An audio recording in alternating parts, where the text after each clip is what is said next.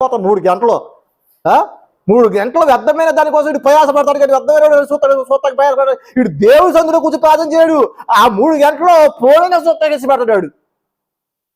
ఫోనైనా రాత్రి తెల్ల నువ్వు సూపడి చెప్పు, ఆవిడ చూస్తూనే ఉంటాడు నెట్ బ్యాలెన్స్ ఉంటే.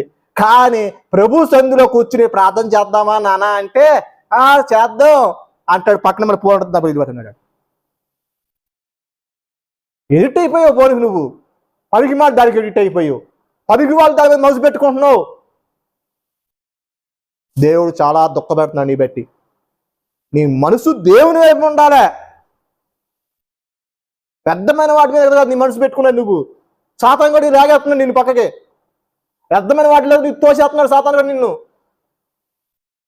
నీకు ప్రార్థనకి ఆటంకం పక్క తీసి పడి చేయి. నీ పోయినా ఏదైనా సరే చెయ్యి.